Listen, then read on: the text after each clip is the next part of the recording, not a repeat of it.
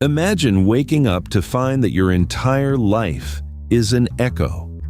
On September 12, 2001, a man named Michael Harris sat at his kitchen table in Washington, staring at a front-page article in the Washington Post.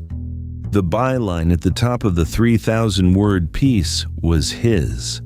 The words were written with his signature, authoritative voice. The analysis was brilliant, shaping how millions of Americans understood the tragedy of the previous day. But Michael had no memory of writing a single sentence of it, and then he found the letter.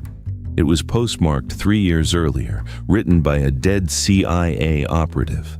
The letter predicted this exact day, this exact article, and revealed a terrifying truth.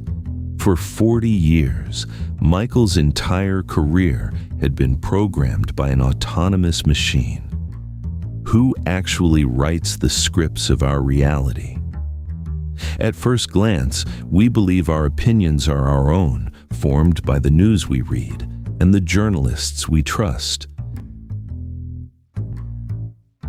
But what if those journalists are just nodes in an algorithm built before they were even born? What if your grief, your choices, and your very worldview have been engineered by a system that runs on autopilot in a basement in Virginia? This is not a conspiracy theory. It is the story of Operation Mockingbird, a highly classified intelligence program that outlived its creators and the one man who had to destroy his own life to turn it off. As we pull back the curtain on this 40-year deception, you have to ask yourself, if a machine can predict exactly how you will react to a crisis, do you actually have free will? Or are you just reading the next line in a script you did not write? Michael Harris set his coffee cup down on the wooden table. The porcelain made a sharp clinking sound in the quiet kitchen. He looked at his hands. They were perfectly steady. That was the first thing that truly frightened him. His hands should have been shaking. The entire city of Washington was wrapped in a suffocating silence, broken only by the occasional rumble of military transport vehicles on the streets below. No planes flew. The sky was empty. He looked back at the newspaper. He had spent 20 years covering the darkest corners of human nature, from the collapse of regimes to the quiet betrayals of backroom Washington politics. He had always prided himself on his memory. He remembered the smell of the rain in Sarajevo when he filed his first war report. He remembered the specific flickering light of the television in Berlin when the wall came down. He remembered every source, every anonymous tip, every late-night phone call. But this article on the kitchen table was a blank space in his mind. He reached for the stack of mail beside the paper. Yesterday, nobody cared about mail. The world had stopped, so the envelope sat in a messy pile by the door. He shuffled through them mechanically. A water bill. A promotion from a magazine he did not read. A memo from his editor about security passes. And then, a yellowed, heavy paper envelope. The ink on the address was faded, almost gray. The postmark stamped into the corner read, March 14th, 1998, 3.5 years ago. In the upper left corner, where the return address belonged, there were 4 words written in a tight, microscopic hand. Do not open early. Michael turned the envelope over. Written across the seal was a single instruction. Deliver on September 12th, 2001. He opened it with a butter knife, slowly, trying not to tear the yellowed paper. The letter inside was 4 pages long, written in the same obsessive, tiny script. It looked like the handwriting of a man who had spent his life keeping secrets, someone who wanted to save paper, or perhaps made sure his letters could not be read by anyone looking over his shoulder. The first sentence read, "My name is Richard Schultz. You have never heard of me, Michael. We have never met, never shared a room, and never spoken on a phone. But I have known you since you were 22 years old. I've read every draft you ever discarded. I know why you became a journalist, what you fear when the lights go out, and what makes you sure of yourself when everyone else is doubting. I know these things because for 40 years, knowing them was my only job." Michael stopped. He took a sip of his coffee, but it had already gone cold. He looked out the window at the gray Washington morning, then returned to the paper. The operation was called Mockingbird. The letter continued.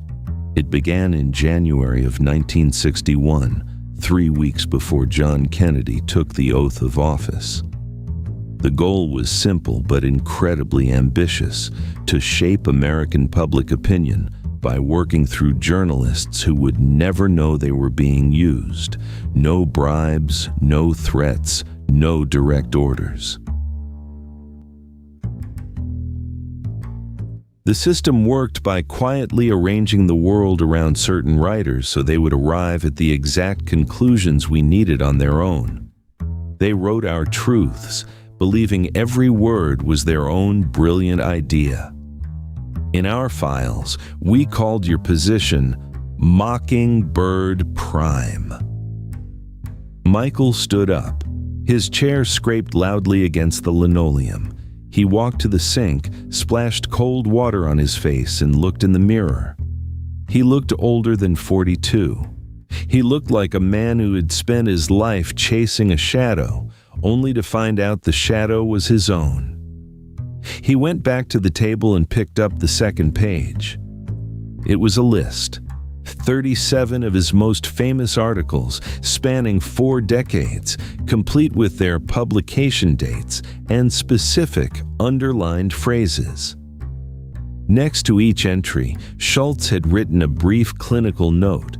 His 1963 analysis of the Cuban Missile Crisis had successfully lowered public criticism of the CIA by 42%.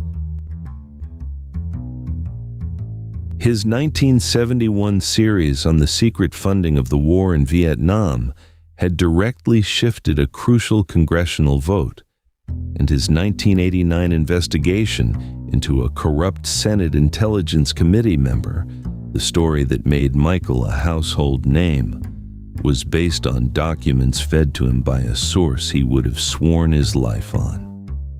The source was ours, Schultz wrote. The documents were authentic, and the senator was as guilty as you said he was. But we chose when you would find those documents, and we chose you, because we knew exactly how your mind worked. We knew you would write it exactly the way we wanted. Michael read the next 2 pages. They detailed the technical structure of the operation with a cold, terrifying precision that no prankster could have faked. It was a manual of psychological engineering, but it was the final page that made his breath catch in his throat. The handwriting there was different. It was larger, looser, as if the writer's hand had begun to shake from illness or exhaustion. I am telling you this because the system is still running, the final page said. I designed it to be self-sustaining, and it is.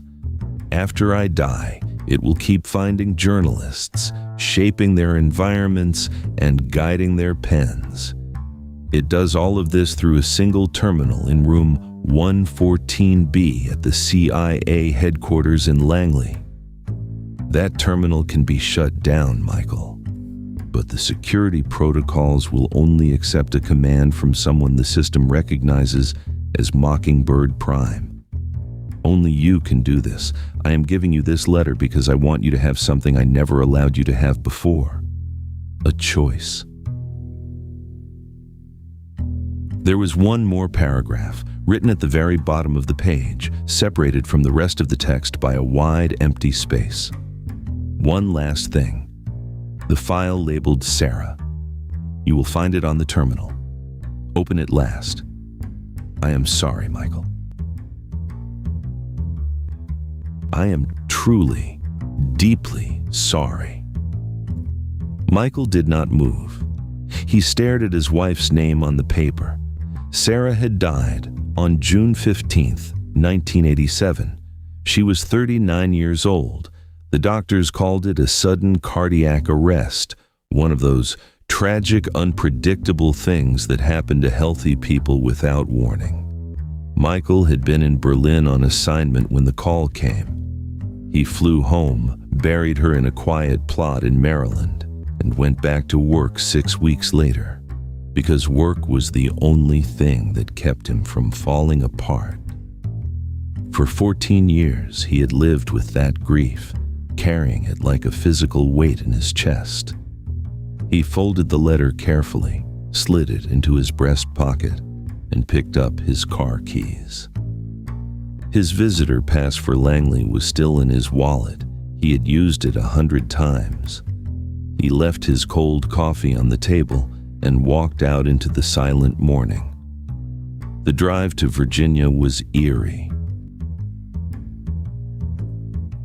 The highways, usually choked with commuters at 6 in the morning, were nearly empty.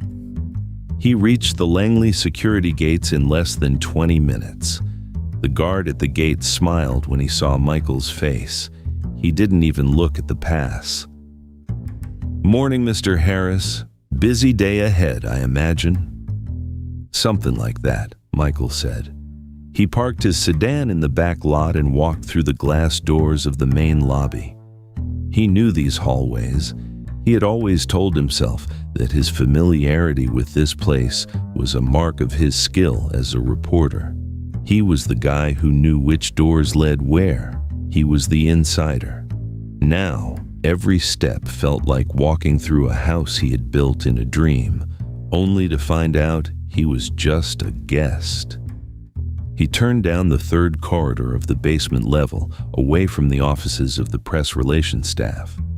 The door to section 114B was plain, gray metal, marked only with a small plastic sign that read, "Technical Archives." It was unlocked. It was... Michael pushed it open and flipped the switch on the wall. The room was vast, smelling of dust, old paper, and the warm metallic tang of running electronics. Steel shelves stretched into the gloom, packed with thousands of manila folders. But it was the center of the room that held his attention. It was a graveyard of computer history. Massive tape-driven processors from the early 70s sat connected by thick copper cables to terminal units from the 80s and server racks from the 90s.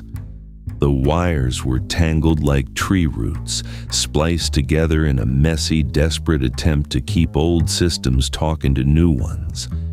And in the very middle of this electronic jungle stood a single modern flat panel monitor. Its screen hummed with a soft green light. A single line of text blinked on the display. "Welcome, Mockingbird Prime. We have been expecting you." Michael walked slowly across the concrete floor. The soles of his shoes made a dull, echoing sound. He sat in the worn leather chair before the keyboard. The armrests were smoothed down by decades of human elbows. He reached out and pressed the spacebar. The screen flickered, and a block of text cascaded down the monitor. Identification confirmed. Voice analysis active. Biometrics matched. Michael Harris.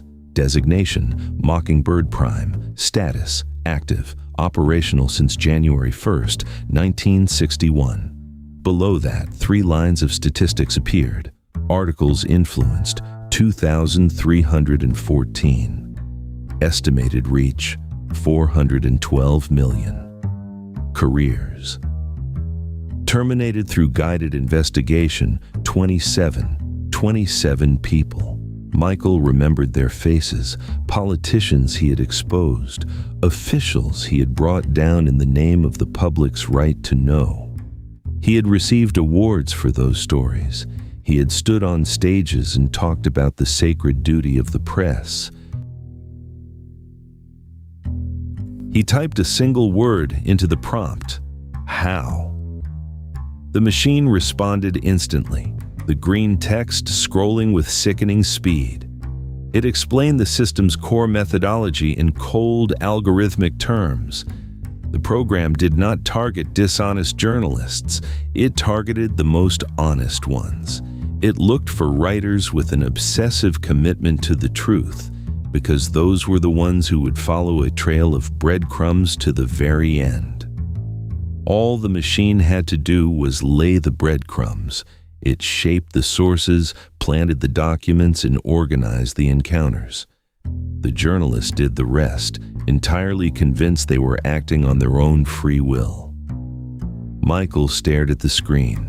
He typed, shut down, prevented. System requires authorization code. System rolls codes every 6 months.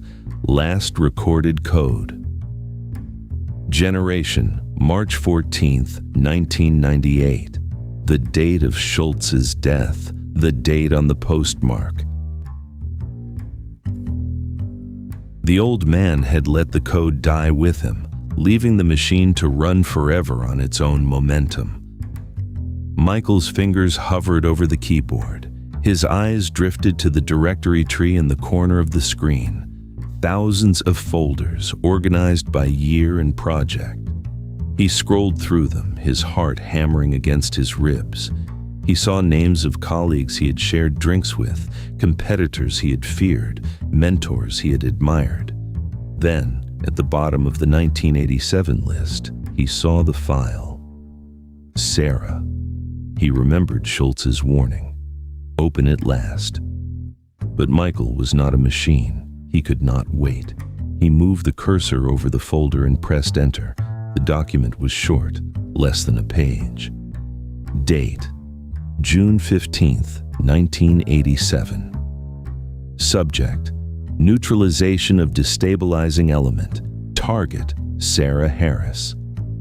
Justification, high-risk probability of operational exposure. Michael's vision went blurry. He had to grab the edge of the metal desk to keep from falling out of the chair.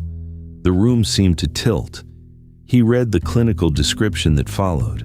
It detailed how Sarah had found a document in his home office, a piece of paper she did not understand but knew was wrong.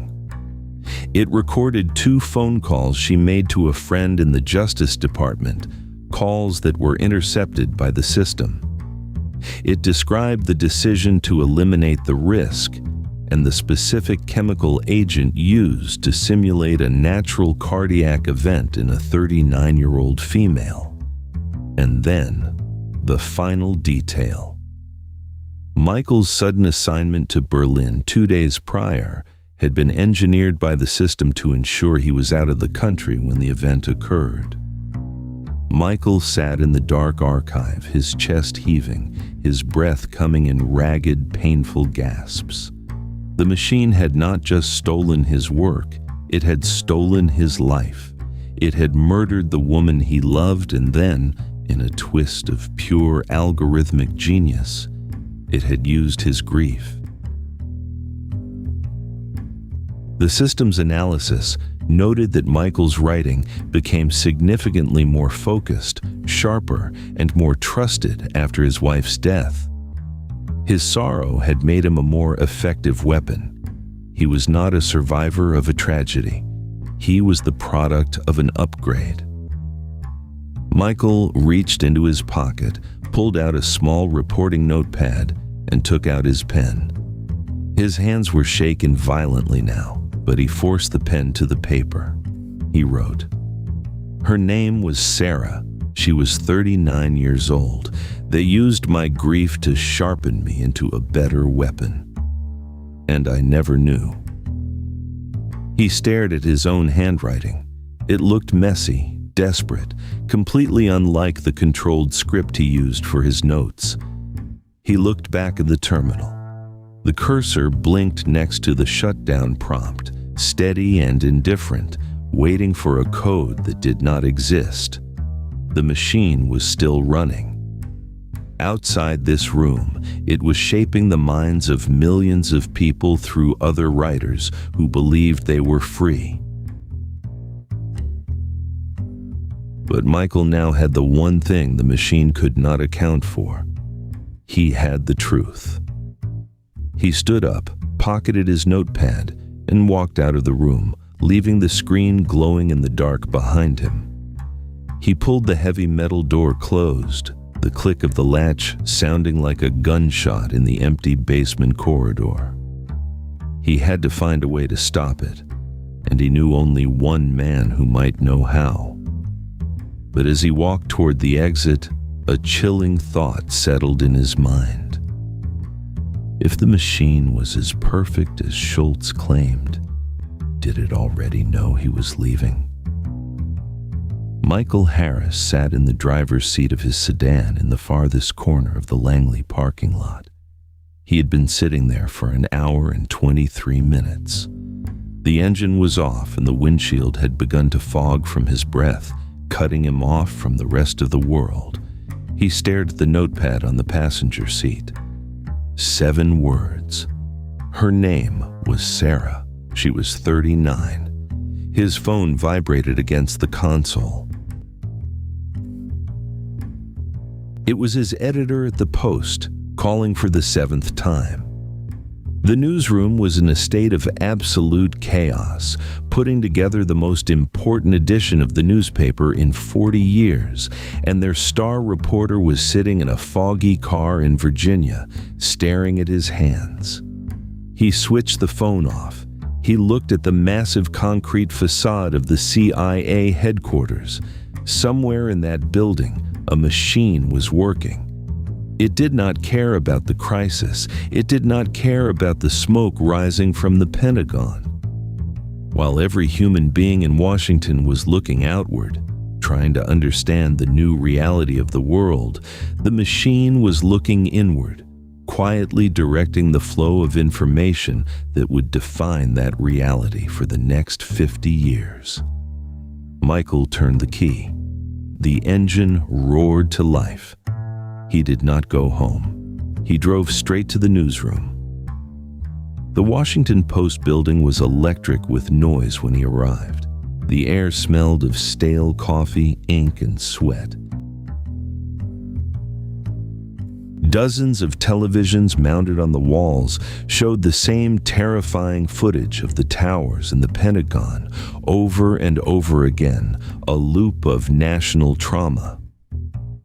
Michael walked to his desk, ignoring the colleagues who tried to stop him to ask where he had been. He sat down and pulled up his article from yesterday on his computer.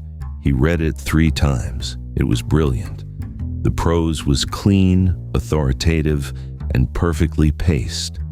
It had that specific quality that had made his career, the sense that he was taking the reader by the hand and leading them to the absolute center of the truth.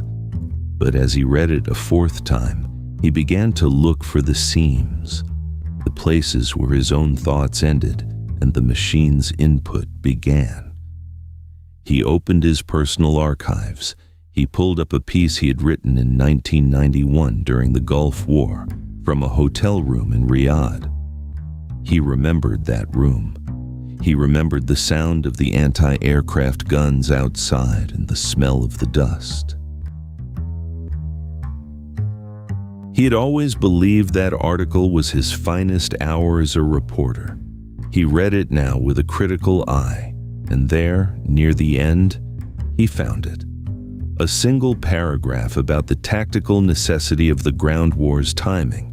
It was written as his own analysis, but looking at it now, He realized the sources who had given him the information for that paragraph were all connected to the same intelligence liaison.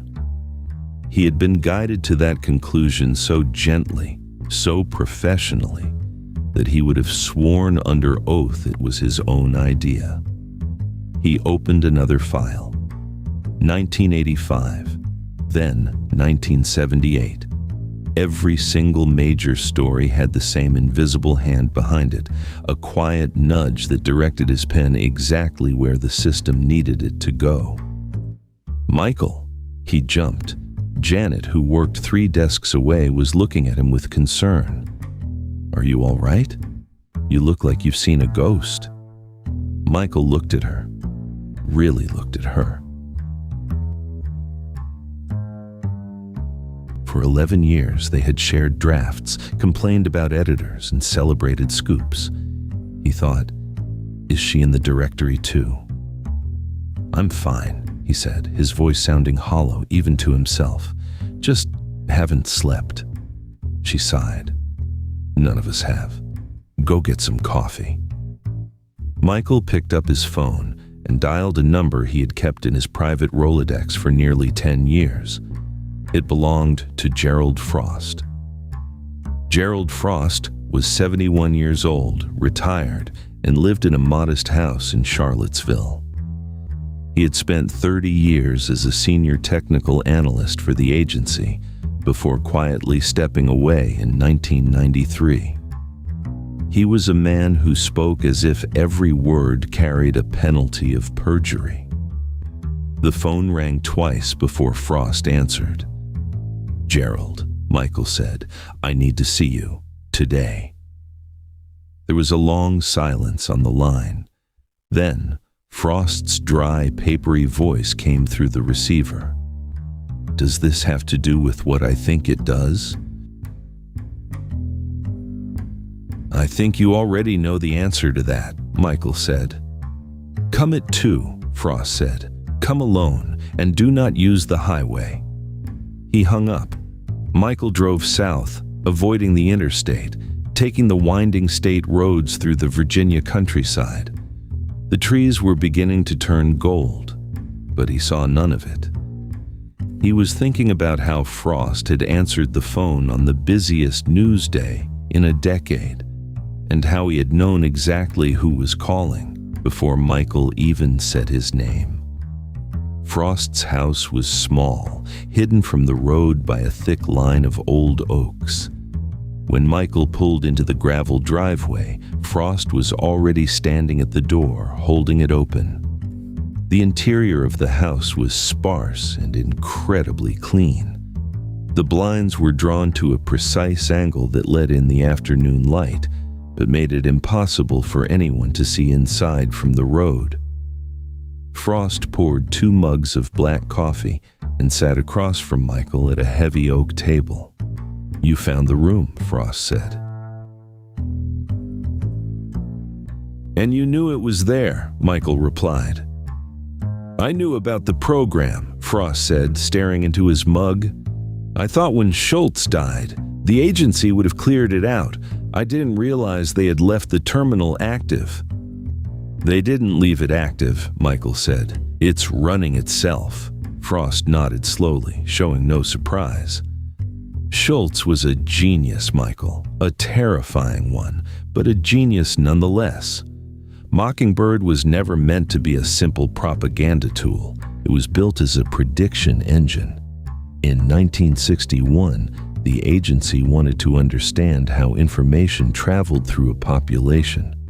They wanted to find the routers, the people who received data from multiple sources and distributed it to the masses. Journalists were the perfect routers. "And if you control the routers, you control the narrative," Michael said. "Exactly," Frost said. But Schultz didn't want to spend his life managing agents. He wanted to build a machine that could do it for him. By 1980, the algorithm was entirely autonomous. It didn't need handlers. It just watched the news, identified the key targets, and shaped their environments through automated leaks and manufactured events. It has been running in that basement for over 20 years without a single human hand on the keyboard. Michael leaned forward. There was a file on the terminal, Gerald. Under 1987, Sarah. Frost's right hand, which had been resting flat on the table, slowly closed into a tight, white-knuckled fist. He did not look up. You knew, Michael whispered. I didn't know the details, Frost said quietly, but I knew the system had a neutralization protocol for what it called destabilizing elements, people who got too close to the wires. In 1987, the system wasn't fully automated yet. There was still a human in the loop. Schultz, Michael said. Frost did not answer, but his silence was louder than any confession. Michael closed his eyes. He could hear the wind rustling the oak trees outside. He remembered Berlin. He remembered the gray concrete sky and the cold beer he was drinking when the telegram arrived, telling him his wife was dead. He had spent 14 years blaming himself for not being there, for choosing a story over her. But there had never been a choice. The machine had written his travel orders before Sarah had even made her first phone call. How do I turn it off, Gerald? You can't, Frost said, opening his fist and letting his hand lie flat on the table again. The shutdown code died with Schultz, and even if you had it, it wouldn't matter. You can't turn off a network by turning off a computer. The sources are still out there. The editors, the publishers, the politicians who rely on the information, they are all part of the web now. The machine is just the architect. The building is already standing. So we just let it run? Schultz left you that letter for a reason, Michael, Frost said, his eyes meeting Michael's for the first time. A machine like this only works in the dark. The moment the routers realize they are being guided, the algorithm fails. An aware journalist cannot be manipulated the same way. Schultz wanted you to find the room because you are Mockingbird Prime. If you publish the truth, the entire system collapses under the weight of its own exposure. And what if the machine predicted I would do that? Michael asked. What if my exposure of the program is just the final phase of its run? A way to clear out the old routers and start fresh? Frost stared at him, his face lined with age and a deep systemic exhaustion. Then you have a problem that no analyst in Langley can solve for you. Michael stood up and put his jacket on. He walked to the door, but stopped before he reached the handle. The directory, Gerald. The names that go all the way up. Who are they? The secondary directory, Frost said, his voice dropping to a whisper. The politicians, the cabinet members, the judges who made decisions based on the stories you wrote, they aren't in the Langley basement. They are in a separate registry. Are you in it, Gerald? Frost looked at him from across the clean, quiet room. He did not speak. Michael walked out to his car and sat in the quiet cabin. The sun was dipping below the tree line, casting long, skeletal shadows across the driveway. He thought about the timing of the letter. Schultz had died 3 years ago, but he had ordered the letter to be delivered on September 12th, 2001. The day after the country was changed forever. The day when every major news organization in the world would be looking to Michael Harris to tell them what it all meant. He thought about his article from yesterday, the one he had written before he knew about the room, before he knew about the machine. What if that article was the true goal of the operation? What if the letter was never meant to save him, but to ensure that his final guided masterpiece was published before his awareness broke the machine's grip on his mind? He turned the key, and the engine hummed to life. He backed out of the driveway and headed north, toward Washington, toward the empty desk that was waiting for him. He was not at the end of the story. He was right in the middle of it, and the machine was still writing. The newsroom of the Washington Post at 7:41 in the evening was a sea of fluorescent light and low, anxious voices. Michael Harris sat at his desk, staring at a blank document on his screen. He had been staring at it for 11 minutes. In 20 years of writing under pressure, he had never known the feeling of writer's block. He had written during mortar attacks in Sarajevo and in the back of military transport planes over Iraq. Words had always been like breathing, automatic, effortless, natural. Now he knew why. He had never been the one writing them. He put his fingers on the home row of the keyboard.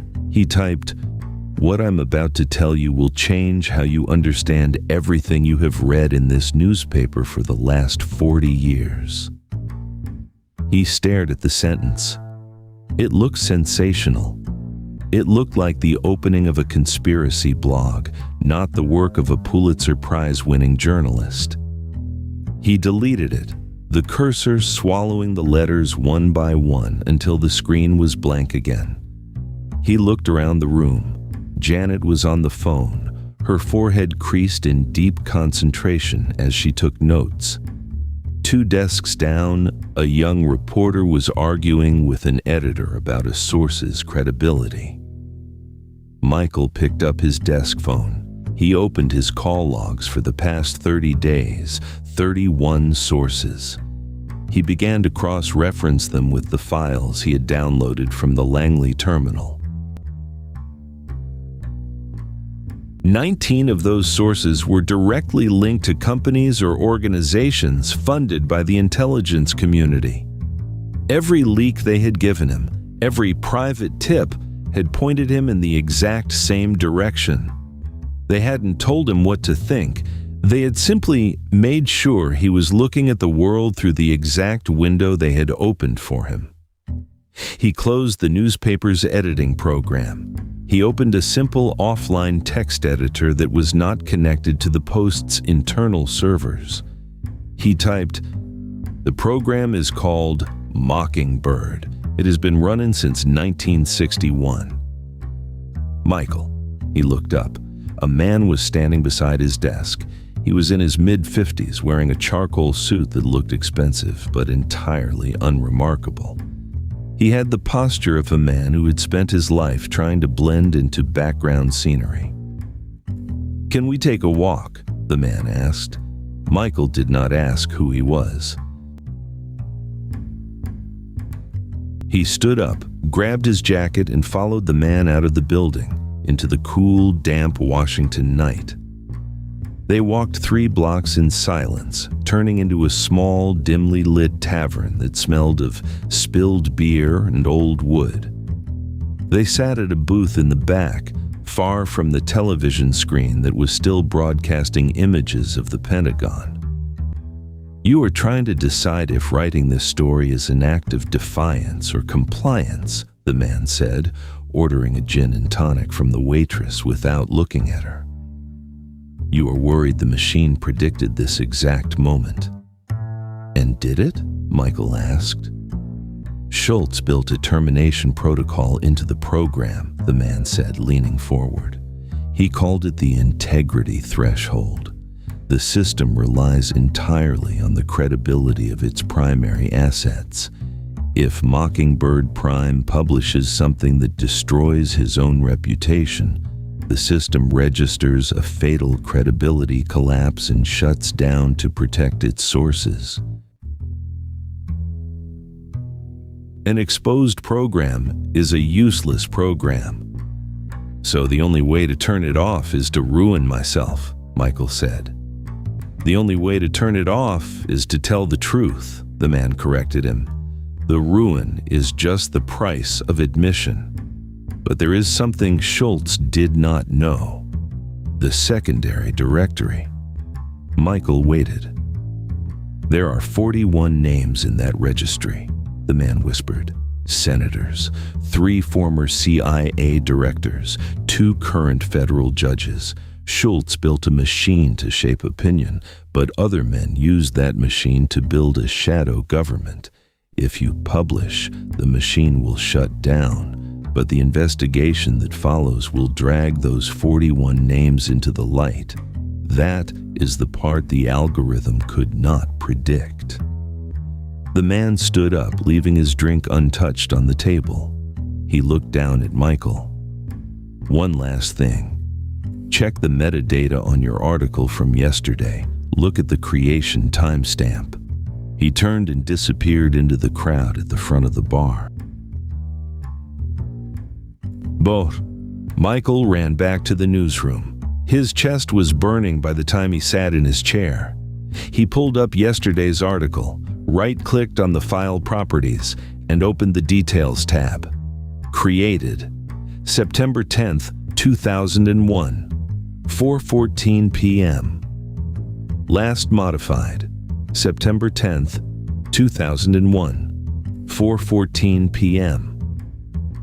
Michael stared at the screen. His hands began to shake so violently he had to pull them away from the keyboard. The article had been created on September 10th, the day before the planes hit. The entire piece, with its detailed analysis of the intelligence community's response and its framing of the national tragedy, had been placed in his system 24 hours before the event actually occurred. He opened the Gulf War files. Same. The Senate investigation files. Same. Every single major story of his career had been placed in his local directory fully formed, with identical creation and modification timestamps.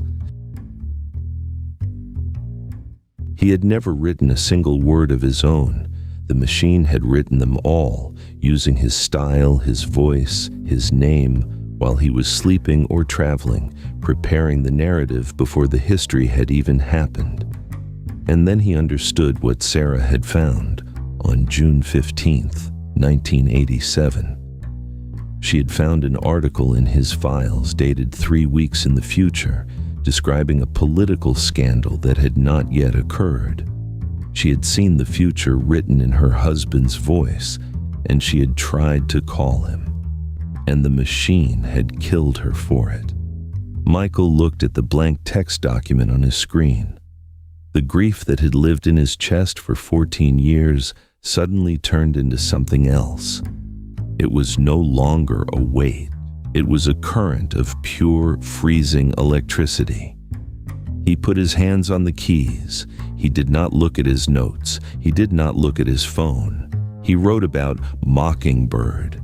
He wrote about the room in the basement of Langley, the tangled wires, and the modern terminal. He wrote about the 41 names in the secondary directory, the senators, the judges, the directors. He wrote about the creation timestamps on his articles, about the piece written on September 10th that predicted the world of September 11th. And he wrote about Sarah. He wrote her name, her age, and the exact chemical used to stop her heart because she had seen a document that did not belong in her present. He wrote for 3 hours, the words pouring out of him like blood from a wound. He did not care if the machine had predicted this. He did not care if he was destroying his career, his reputation, his life. When he finished, the document was 6,000 words long. He did not send it to his editor. He did not submit it to the copy desk.